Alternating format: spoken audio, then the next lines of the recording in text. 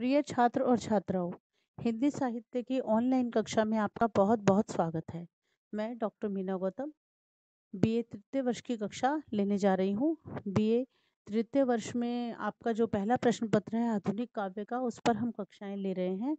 और आज की जो आपकी कक्षा है उसमें मैं सच्चिदानंद वात्स्ययन अज्ञे पर आपकी कक्षा लेने जा रही हूँ। आपके कोर्स में इनकी 3 कविताएं लगी हुई हैं। सच्चिदानंद, हीरानंद, वात्स्यायन अज्ञे, जिनको अज्ञे के नाम से जाना जाता है। इनकी 5 कविताएं आपको लगी हुई हैं। यह दीप अकेला, नदी के द्वीप, कलगी बाजरे की, सांप और हिरोशिमा, कुल मिलाकर 5 कविताएं आपके टेक्स्ट में हैं। और जो अज्ञे की जो बात है, अभी तक हमने छायावाद पे बात की, स्वातंत्रोत्तर कविता पर दिनकर की हमने बात की। अज्ञे की जब मैंने कक्षाएं शुरू की थी तो हमने आपको एक बार द्विवेदी युग की विशेषताओं पे चर्चा की थी, छायावाद के नामकरण पर भी कक्षाएं ली। तो अज्ञे जिस काव्य धारा से आते हैं, अज्ञे को जिस काव्य धारा से जोड़कर देखा जाता है, वो प्रयोगवादी काव्य धारा है। प्रयोगवादी काव्य धारा जो है, एक तो बहुत थोड़ा विवादास्पद भी रही है, क्योंकि कवि खुद नहीं स्वीकारते हैं कि वो प्रयोगवादी हैं। और कई बार लोगों को लगा है जो प्रयोग की बात है कविता के कंटेंट को लेकर है या फॉर्म को लेकर है, तो उसके रूप पक्ष पर है कविता, या ज्यादातर लोगों को लगता रहा कि रूप पक्ष की ही बात की जाएगी, अगर हम कंटेंट की बात हम नहीं इसमें की जाएगी। और प्रयोगवाद को केवल शिल्पगत प्रयोग के रूप में माना गया। तो प्रयोगवाद के पीछे कौन सी जीवन दृष्टि है, इन सब चीजों को लेकर ये प्रयोग का मूल रूप से क्या दर्शन है, इस चीज पर बहुत सारी बातें आती हैं। लेकिन मैं एक प्रयोगवाद का एक सामान्य सा परिचय आपके साथ थोड़ा सा शेयर करना चाहती हूँ। क्योंकि प्रयोगवादी कवि स्वयं को बार बार ये कहते थे कि हम किसी भी प्रकार के वाद से परे हैं। और जो लेकिन और जो दूसरा कि प्रयोगवादी काव्य धारा की जब हम शुरुआत करते हैं, तो अज्ञे ने एक काव्य कृति जो उनके संपादन में निकली थी 1943 में, और यहीं से हम प्रयोगवाद की शुरुआत मानते हैं। इन्होंने जो काव्य कृति तार सप्तक नाम से की थी, तार सप्तक, सप्तक से आपको 7 की संख्या का अनुमान हो गया होगा। और जो तार सप्तक की जो बेसिकली जो मूल योजना थी, वो मुक्तिबोध की थी। गजानंद माधव मुक्तिबोध, जिनकी कविताएं आप अगले मतलब पढ़ेंगे इसके बाद में।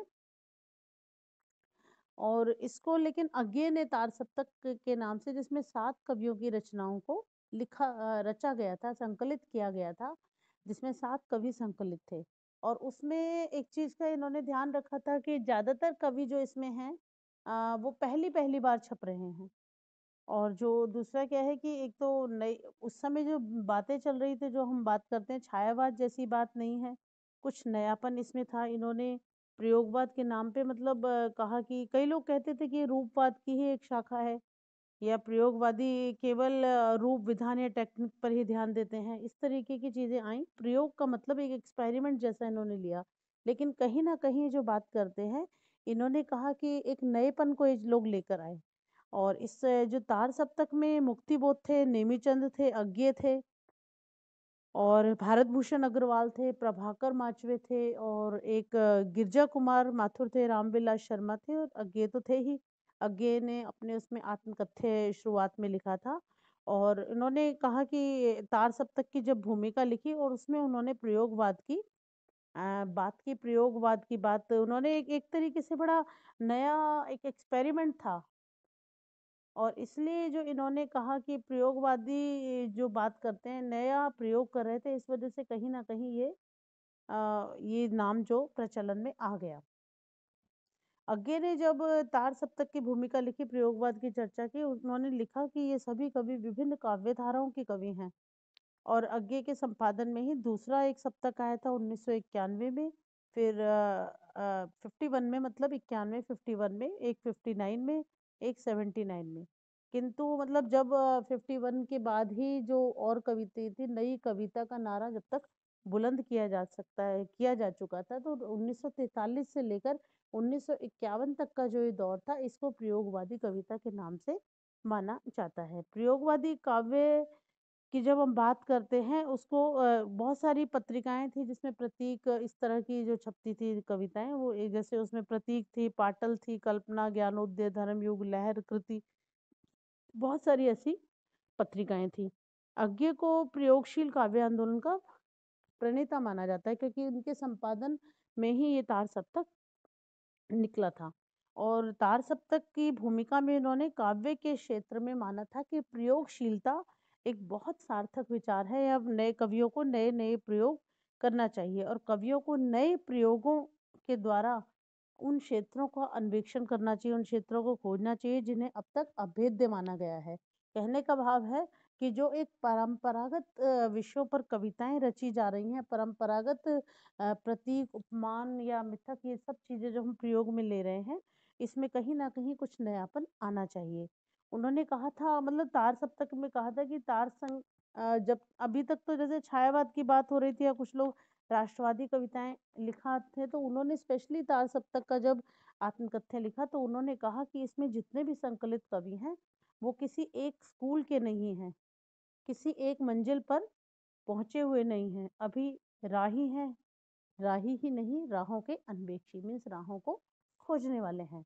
तो कोई एक ऐसा नहीं था कि प्रयोगवादी कविता के नाम पर कोई एक फॉर्मेट आपको दे दिया जाए, एक ही तरीके की कविताएँ आपको लिखनी थी या एक ही तरीके के कवियों को उन्होंने 7 नए-नए तरीके हर तरीके के। और आप ये देखिए कि जिन 7 कवियों को इन्होंने एकत्रित इसमें किया था, वो 7 कवि बिल्कुल नई अलग-अलग दिशाओं के कवि कहलाए, या अलग, और आधे तो इसमें कवि भी नहीं कहलाए। आधे जो है सिर्फ कवि ही नहीं रहे, आधे ने काव्य के छोड़कर दूसरे क्षेत्रों में प्रसिद्धि प्राप्त की। जैसे भारत भूषण अग्रवाल हुए, प्रभाकर माचवे, गिरिजा कुमार माथुर, रामविलास शर्मा, ये कविता के क्षेत्र में के अलावा दूसरे क्षेत्रों में भी बहुत अच्छा किया। जैसे रामविलास शर्मा आलोचना के क्षेत्र में रहे थे, गिरिजा कुमार माथुर कविता के साथ साथ नाटक के क्षेत्र में, भारत भूषण अग्रवाल, प्रभाकर माचवे फिर आलोचना के क्षेत्र में भी रहे हैं। तो इस तरह नेमीचंद जैन नाटक के क्षेत्र में चले गए। तो कहीं ना कहीं देखा जाए तो एक ही भाव भंगिमा, एक ही तरीके की, इसलिए वो कहते हैं कि किसी एक स्कूल के नहीं है, किसी मंजिल पर पहुंचे हुए नहीं है। तो 7 अलग तरीके के कवियों को इसमें इन्होंने शामिल किया था। अब हम प्रयोगवादी कविता के मूल स्वर की बात करते हैं, तो जो इसका मूल स्वर है, वो कहीं न कहीं एक पारंपरिकता का जो निषेध है इनकी कविताओं में दिखेगा कि ना तो हमारे पास पारंपरिक विषय हैं, ना ही पारंपरिक प्रतीक, ना ही पारंपरिक भाषा। तो कहीं न कहीं इसका जो मूल स्वर है वो निषेध का है। परंपरागत काव्य मूल्यों को निषेध ये कविता करती है। इनकी जो कविता है, एक और विशेष बात है कि रस प्रधान ना हो, रस प्रधान नहीं है। कहीं न कहीं रस के बजाय बुद्धि का जो एक प्रभाव है, इनकी कविताओं में ज़्यादा दिखाई देता है। तार्किकता इनकी कविताओं में दिखाई देगी, रस के बजाय बुद्धि प्रधान कविताएँ इनकी हैं। और अति बौद्धिकता भी दिखाई देती है और इस कारण कहीं-कहीं इनकी कविताएँ दुरूह भी हो गई हैं। और कविताओं में एक अच्छी अलग प्रकार की लघुता आ जाती है। कुछ छोटी कविताएँ भी हैं, जैसे साँप इनकी जो कविता है, बहुत छोटी कविता है। तो इसमें जो लघुता है और क्षण की महत्ता को इसमें महत्वपूर्ण बताया गया है।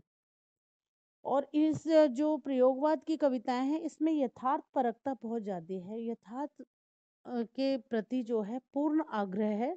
और कई बार क्या होता है कि यथार्थ अपना निराशाजनक है, संघर्ष वाला है, या यथार्थ में कुछ समस्याएं हैं, तो नैराश्य का भाव भी कहीं ना कहीं इनकी कविताओं में आपको दिखाई देता है। और कहीं कहीं जो पारंपरिक जीवन मूल्य चले आ रहे हैं उनके प्रति एक अनास्था का भाव भी दिखाई देगा, संशय का भाव भी दिखाई देगा। और एक चीज और कि इनकी कविताओं में अभी तक हम देखते हैं कि छायावाद के पश्चात व्यक्तिवादी कविता का एक दौर चला था जिसमें बच्चन की मधुशाला भी थी और दूसरी तरफ रामधारी सिंह दिनकर थे जो कि राष्ट्र प्रेम और अतीत की जो बात कर रहे थे। इनकी कविताओं में भी सामाजिकता के स्थान पर घोर व्यक्तिकता आपको दिखाई देगी। और जीवन के जो, मैंने बोला कि कहीं ना कहीं एक परंपरा का निषेध इस कविता का मूल स्वर है। तो अब इसमें ये चीज आपको दिखाई देगी जब परंपरा ये, तो जीवन के जो कुरूपतम पक्ष हैं, अश्लीलतम पक्ष हैं, उसका भी ये चित्रण दिखाई देगा।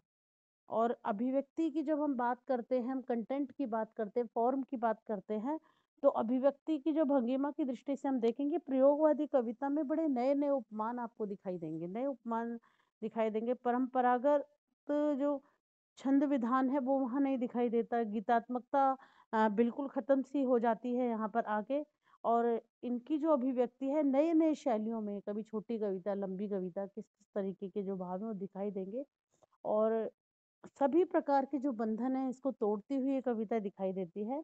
और इसकी वजह से प्रयोगवादी कविता में बौद्धिकता के साथ-साथ कभी-कभी कटुता भी दिखाई देती है, नग्नता बहुत सारी जगह दिखाई देगी, और मुक्त यौन प्रतीक जो इनकी कविताओं में दिखाई देते हैं। और जो ये जो है ये सारी इस प्रयोगवादी कविता की विशेषताएँ हैं, और जो मैंने आपको बताया कि अगला जब 1951 में तार सप्तक आता है, तो तार सप्तक के बाद में फिर नई कविता की जो चर्चा और नई कविता की बात वहाँ पर होने लगती है।